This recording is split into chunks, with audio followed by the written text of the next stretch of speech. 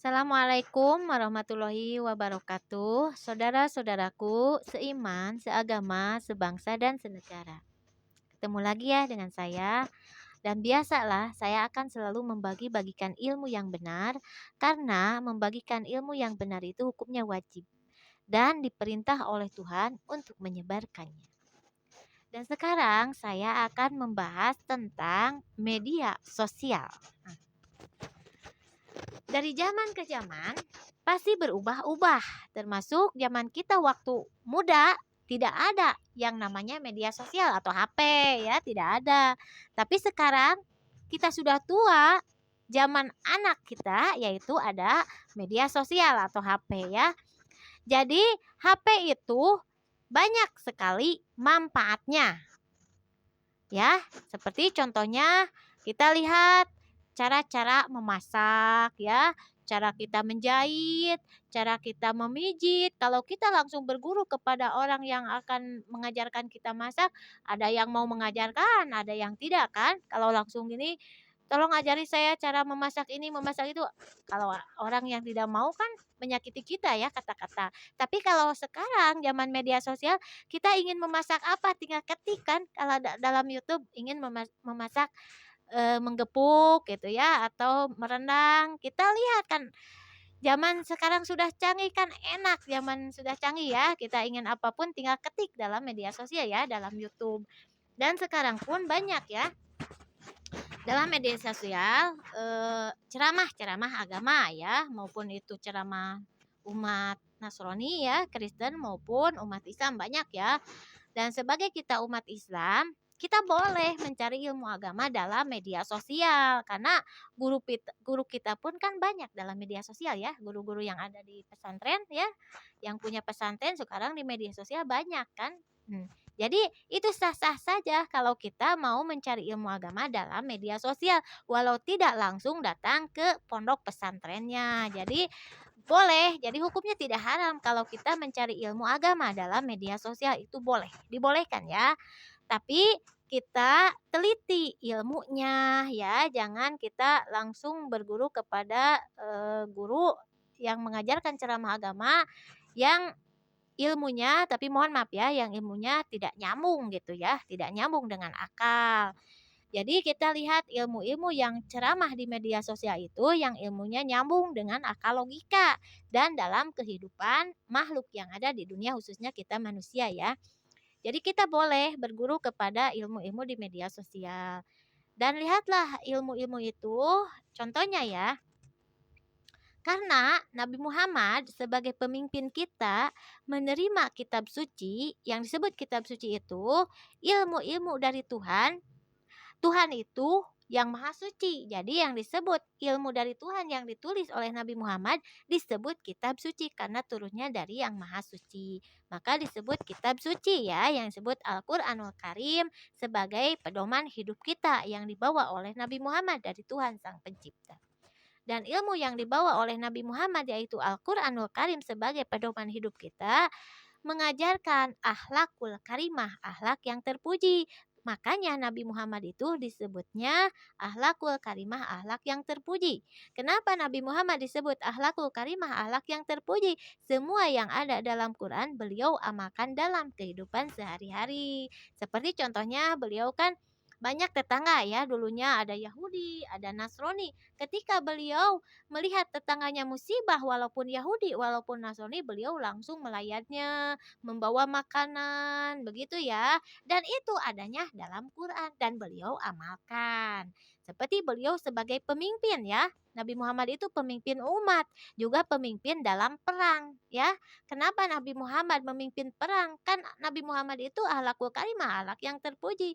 Kita harus tahu dulu ya, Nabi Muhammad berperangnya itu wahyu dari Tuhan karena waktu zaman Nabi Muhammad kaum kafir Quraisy sangatlah kejam, selalu membunuh dan memutilasi kaum muslimin, yaitu umat Nabi Muhammad itu dibunuh secara dimutilasi dengan sadis. Nah, di sana Tuhan memberi wahyu kepada Nabi Muhammad untuk berperang dan perangnya Nabi Muhammad pun tidak kejam seperti orang kaum kafir Quraisy. Jadi melarang apa tuh umatnya ya waktu itu untuk berperang jangan sampai melukai musuhnya, kecuali kalau kita kepepet. Apa itu kepepet? Kalau apabila kita terancam nyawa kita, baru kita melawan dengan lawanan yang mengalahkan mereka. Itu dalam perang Nabi Muhammad tidak sadis ya, karena Nabi Muhammad itu akhlakul karimah. Jadi Nabi Muhammad itu menjadi pemimpinnya yang ada dalam Quran, cara-caranya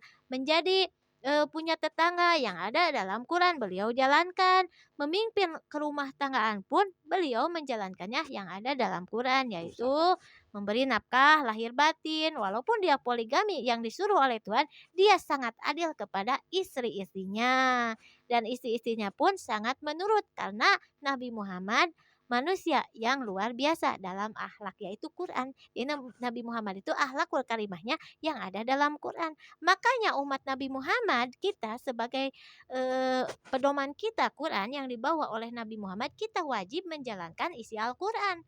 Yang dalam Al-Quran itu akhlak-akhlak yang terpuji, seperti hukum ketetanggaan yang seperti Nabi Muhammad bagaimana kepada tetangga ya, itu Quran. Seperti kita hukum berumah tangga, suami kepada istri harus bagaimana yang diajarkan oleh Nabi Muhammad, karena Nabi Muhammad mengajarkannya yang ada dalam Quran. Makanya kalau kita mencari ilmu dalam media sosial, carilah ilmu yang mengajarkan akhlakul karimah, akhlak yang terpuji yang dibawa oleh Nabi Muhammad, yaitu Quran, dan diamalkan oleh Nabi Muhammad ya.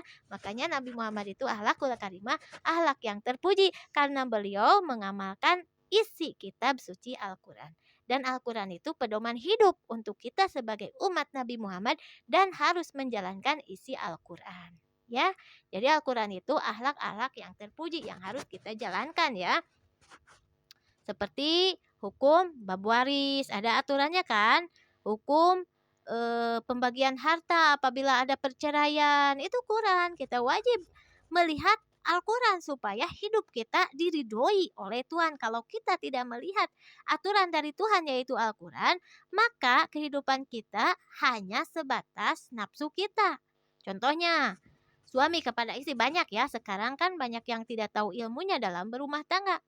Seenaknya kepada istri-istri yang disuruh bekerja, dia tidur, makan, salah sedikit istri langsung melotot, memarahi, apalagi sampai memukul. Itu lelaki tidak tahu aturan dari Tuhan. Jadi hidupnya dia menuruti keinginannya, bukan menurut apa yang diperintah oleh Tuhan. Jadi bagiannya neraka ya, kalau kehidupan kita hanya sebatas keinginan kita, walaupun dalam tekad dan ucap dan perbuatan kita yang hanya yang diinginkan oleh kita tidak menuruti aturan dari Tuhan, maka bagiannya neraka.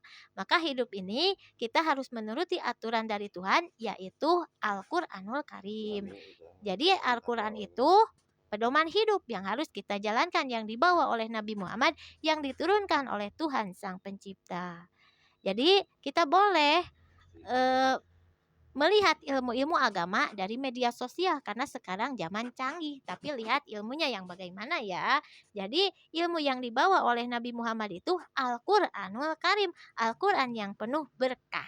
Dan Al-Quran yang penuh berkah itu bukan hanya dibaca doang, tapi diamalkan dalam kehidupan sehari-hari, karena Al-Quran itu peta atau jalan kehidupan yang harus kita jalankan. Yang di dalamnya ada pokok inti kehidupan, yaitu niat, sholat, dan akhlak yang baik, dan hukum-hukum kehidupan yang sudah tertata rapi yang harus kita jalankan dalam kehidupan sehari-hari. Contoh seperti usaha atau berniaga ya, itu disuruh oleh Tuhan, ada dalam Quran untuk berniaga, untuk menggerakkan anggota badan. Jangan cuma hanya berdoa saja, berzikir aja, ya Latif, ya Latif, ya Latif, tapi kita tidak mau berusaha atau berniaga. Itu hukumnya dosa, karena Tuhan sudah menyuruh manusia untuk berusaha untuk mencari kehidupan dunia dan meraih kehidupan akhirat yang hakiki. Itulah Quran ya.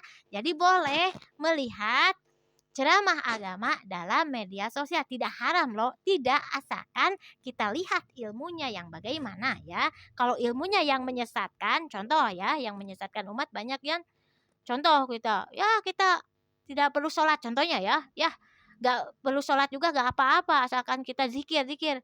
Nah itu menyesatkan ya, karena sholat 5 waktu itu pokok inti kehidupan yang kedua sebagai tiang agama ya, tiang agama Islam. Contoh ya, saya beri contoh. Jadi Sudah lihatlah dalam tidur sholat mengucapkan ilmunya sholawat. yang bagaimana. Jadi kalau ilmunya yang benar-benar dari Nabi mengajarkan akhlak-akhlak yang terpuji, kita lihat, kita amalkan ya. Hmm.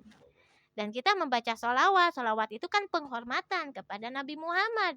Bukan kita meminta syafaat.